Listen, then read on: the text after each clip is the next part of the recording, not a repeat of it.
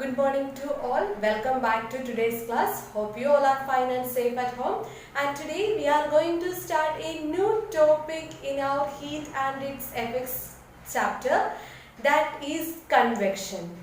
In the previous class we had discussed conduction and its application levels and what are the uses of good conductors, bad conductors. These all the things we discussed.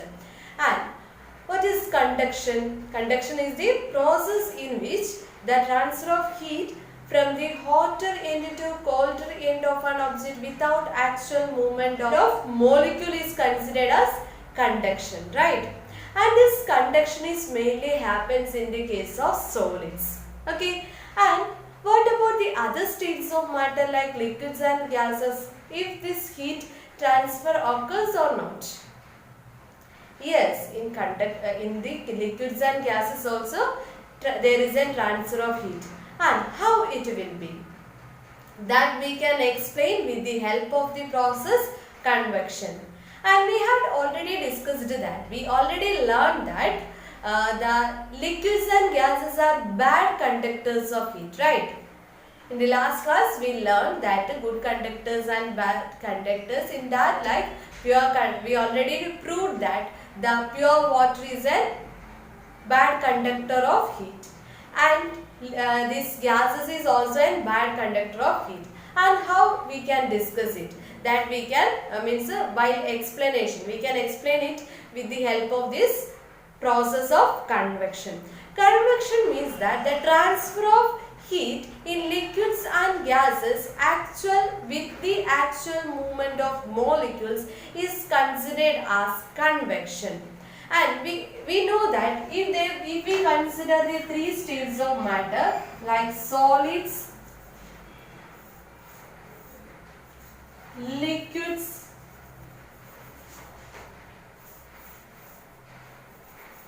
and gas.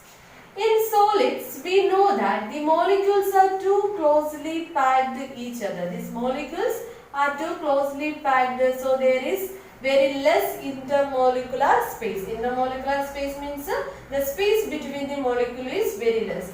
And in liquids, the molecules are loosely packed compared to solids. There is an intermolecular space. And last one, gases. These molecules are far away from each other. Okay, so in the case of liquids and gases, there is an intermolecular space. So this molecule has the space to move. But when we consider about the solids, what happens? In these solids, these molecules are too closely packed, and when we are heating these solids or solid objects, some vibrations will be there, but they are not getting the space to move. So that's why we are saying these solids we considered in the process of conduction. Okay, conduction we learned that the process in which transfer of heat from the hotter end to the cold end out without actual movement of these molecules. And in liquids and gases, what happens? In liquids and gases there is an intermolecular space, and when we heat this liquid or gases, then these molecules are in a state of motion. Okay, so we can say that the convection means that the transfer of heat in liquids or gases by the actual movement of molecules is considered as convection. This together we can consider convection. Okay, so these liquids and gases, there is a process convection. Okay, and how this convection happens in liquids and gases, that we can discuss with the help of an activity. Before doing this activity, how can we explain the process of convection in liquids? For this we need a tripod stand, conical flask, burner and potassium permanganate, then water. Okay, these are the things we required for doing this activity. We are going to prove that in this activity, actually we are going to prove that the liquids transfer the heat through the process of convection. And how it will be, that we can discuss now. Here you can see that first we have to take a 3/4 of water in this conical flask, and that conical flask we have to place on a tripod stand, and in that tripod stand we have to tripod stand, then we have to add potassium permanganate. And we have to add in potassium permanganate, and we have to add in potassium, small piece of potassium permanganate into this water containing conical flask, and then we have to allow this conical flask to for rest, because this potassium permanganate has to settles down. Okay, this potassium permanganate has to settle down. So for that we have to wait for some times. Okay, we have to, with the help of a spatula, we are added this potassium permanganate into this water containing conical flask, and after that and the potassium permanganate crystals will dissolve slowly and form a purple colored solution. After some times what will happen? This potassium, for doing this activity we have to take a conical flask, and this conical flask we have to fill 2/3 water in it, and a small crystal of potassium permanganate is added into this conical flask by using a spatula at the bottom of this disc, and the potassium permanganate crystals dissolve so slowly and forms a purple colored solution. And after some times we have to wait for the settling of this potassium permanganate, and after some time what we need to do, we have to heat the water using a Bunsen burner and observe the movement of purple colored solution. Okay, so when we are observing it, we can see that the purple colored solutions rises from the bottom of the flask up to the surface of the water. Can you able to see this? Yes, and after that when it reaches up to the surface of the water, then moves downward and near the walls of the flask. How does it happen? When we can see that when the water at the bottom of the flask near the flame gets heated, it expands. Actually, it expands and becomes lighter when the water at the bottom of the flask near the flame, and when we are heating the water in at the bottom of the flask, that bottom side water gets heated and it expands and becomes lighter. So the hot water rises upward and it carries heat to the surface. Then at the top portion we know that cold water present on the surface, and this cold water will move downward by the sides of the flask to take the place of hot rising water towards the source of heat. After some times, this water also gets heated and rises upward, and cold water from the above surface comes down again. In this case, we can say that heat is transferred from the hot water at the bottom of the flask to the cold water at the top by actual movement of molecules or actual movement of water itself. This cyclic movement of water is called convection current. So we can say that the heat is transferred in liquids by convection. So now we can say that the heat is transferred in liquids by the process of convection. Are you clear about this activity? In this activity, there is a cyclic or there is an upward and a downward movement of water. How this? And you have to remember that at the bottom side of this conical flask, when we are heating, then when we are heating this conical flask, 2/3 of the water we taken in this conical flask, and when we are heating it, first this bottom portion of this water gets heated and it expands. Expand means its volume increases. That already we learned. When it's expanding time, this hot water becomes lighter and it will move upward. So in this topic, the key word or key factor that you have to keep in mind, when this water or air becomes warm or hot, it becomes light, and this light air or light water can move in upward direction, and so there is a space for some space left in the bottom side. So that space can easily occupied by the cold water present the above surface of the water. So this cold water occupies, or it is heavier. This cold water is actually heavier, so it moves downward direction. So there will be a cyclic movement of water. Okay, so we can say that there is a transfer of heat in this water or through this process, and as a result what will happen, there is a convection current created. So we can say that the water, that the liquids transfer the heat through the process of convection. I hope you clear about this topic. And at the same time, in the beginning I told you that the process of convection is the transfer of heat in liquids and gases by the actual movement of molecules. In this first activity, we shown that there is an actual movement of water, and this actual movement of water is actually the actual movements of molecules in the water. Why? Because the bottom to up and up to down. So there is a cyclic movement of water. Are you clear? Yes. And these kinds of convection happens in liquids and gases, not in solids. Why? In solids, in the liquids and gases, these molecules are free to move. But in solids, these molecules are not at all free to move. And now we can discuss in the case of an air, how this convection, or we are going to show that the gases, we have to prove that did these gases transfer the heat by convection, or is this gases transfer the heat by convection or not, that only we are going to discuss now. Okay. So for this activity, for doing this activity, we need a rectangular box and a candle. Then at the same time we have to actually for this these are the main thing that we require, and some piece of papers and a lighter. These are the things we require for doing this activity, and we can now we can see how we have to do this.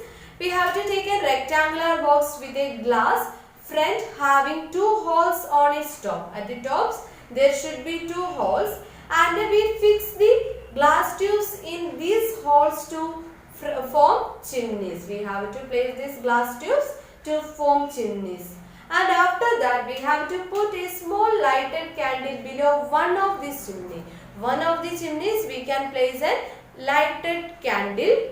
Then we can consider it according to your textbook, it is chimney B, we have to place a lighted candle, and in chimney A what we need to do, hold the smoldering paper, means we have to take a smoldering paper and near the mouth of the chimney A, and now you can see here that the smoke enters the box through the chimney A and comes out from the chimney B. This is because the air above the candles gets heated and becomes lighter, and it rises up. This creates a low pressure region. To balance this pressure, the air from the outside is sucked inside by the box through this chimney A. While doing so, air sweeps the smokes of smoldering papers and along with it. Smoldering papers means that burning paper we consider. Okay. This sets the convection current. It will create that convection current. You can see with here. You can already see how it happens. So actually, when we are using these burned papers or smoldering papers, and in that case, the smoke comes from chimney A and it passes through the other side in the rectangular box, and one of the end we placed in lighted candle. In this lighted candle, what it will do? Actually, this lighted handle, how much smoke enters or comes near to this lighted candle, it will heats up. Okay, and this heats, when it heats up, the surrounding smoke becomes lighter and it will move in upward direction. Okay, so there is a downward and upward movement of air. Through chimney A there is a downward movement, and chimney B there is an upward movement. So there is a transfer of heat. So we can say that we already proved that the gases transfer the heat through process of convection. Are you clear about this activity? I hope you clear about this activity. And now after that we discussed about various these are means actually in these two activities it creates an convection current. Okay, and now we can discuss the practical application of convection current, and that already we discussed it in our live section about this application. Anyhow, to short we can explain it. In our rooms, means if we consider the rooms, we can see the ventilators where at the top we can see some holes. These are considered as ventilators, and normally when we are sitting inside a room and this breathing is a normal or involuntary action in our body. It's automatically it's happening in each and every moment, and in that time when we are breathe out, so that air is actually warm air. This warm air, when it comes out from our nostrils, it's a light air and it goes in upward direction, and the fresh air from the outside can enter to the room through these ventilators. Okay, and this fresh air is actually it's a cold air and it is heavier, so it can comes in downward direction. Then the breathe out air is actually warm air and it is lighter, so it will move in upward direction and it can escape from the room through these ventilators. Okay, so it keeps our room fresh. That is one of the application of convection current. There is an upward and downward movement of air. This upward and downward movement of air creates a convectional current inside the room and it keeps the room fresh and clean. Okay, and second one we can see that the chimneys, and in factories and in our home also we can see the chimneys. In kitchen side we can see the chimneys, and we know that in chimneys smokes are coming out, and actually these chimneys something is burning, some heat transfer is there, so undesirable smokes or fumes can move out through the chimneys. These smokes are hot and it is means because of this hotness it becomes expand and lighter, so it can move upward direction. And third one, heaters. When we are using the room heaters, actually these room heaters we are placing at the ground level. Okay, we are placing the ground level, and what will happen, the surrounding air of this heater, it is actually warm air, or warm air can move in upward direction. This warm air near the heater rises up and cools air from the other areas rush to fill its space. The cool air is again heated up by the heater and setting up convection current. So we can say that all the air inside the rooms it will becomes warm. Okay, because in heaters the air present just around this heater will becomes actually it's hot air and it can easily goes in upward direction. So that is the case of heaters. Okay, so in the process of this heater actually we are placing it at the ground level. This heater we are placing, and the air present just around this heater is actually hot air, and it because of that reason it rises up. Hot means this air is hot, as a result it is lighter, so it will move upward direction. Okay, and at the same time then when it moves upward direction, the air from any other parts, surrounding parts, again it occupies the space of previous that hot air place. Then the surrounding again cold air will comes and moves near to this or comes near to this heater, and again this heater heat the surrounding air, and this air also will enters and it creates a convectional current inside. Okay, so that's all about in the case of heaters. And now we can discuss about how this convection current happens in nature.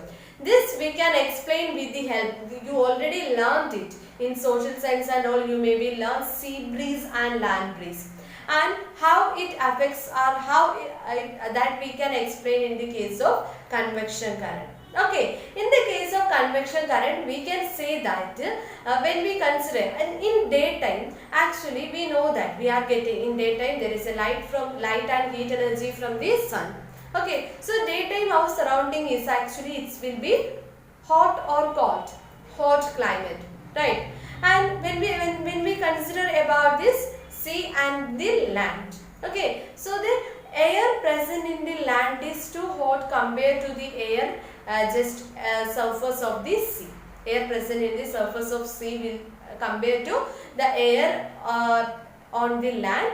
The air present surface of the sea is very cold. Okay, cold air compared to this land. But the land air is actually hot air. So what will happen? The hot air from the land, it will moves or rises up. Here in this picture, you can see that in your textbook itself, one picture is given. The land absorbs the heat faster than the sea during in daytime. So what will happen? The land heats up more quickly than the sea water. So we can see that the air above the land surface being heated and expands, then it will lighter and it rises up. The cooler air above the sea surface blows towards the land to take its place. So what will happen? The cool air present just surface of the sea, it blows towards where land. Okay. Then this set up a convection current. There is a movement of air. The cool air from the sea blowing towards the land is called sea breeze. And the windows of houses in coastal areas, one of the example we can say, the windows of the houses in coastal areas are made to face the sea to receive the cool sea breeze. Okay, and at the same time, so we can say that sea breeze occurs in which time?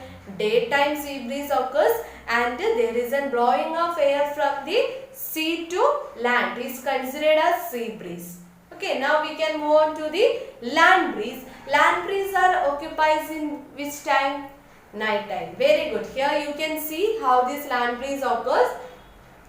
The land loses the heat faster than the sea.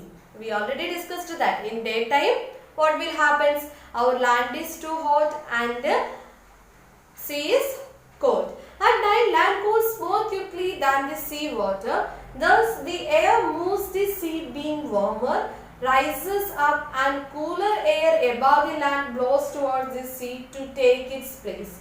This setups the convection current. The cool air from the land blowing towards the sea is called land breeze. Okay, so this land breeze are mainly happens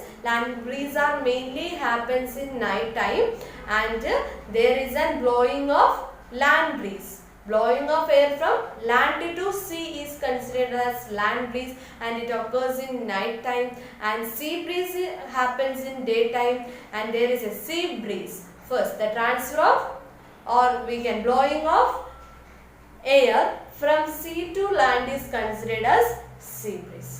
Okay, so that's all about today's class, and today's class we discussed mainly about the convection, and convection is the process of transfer of heat in liquids and gases by actual movement of molecule is considered as convection.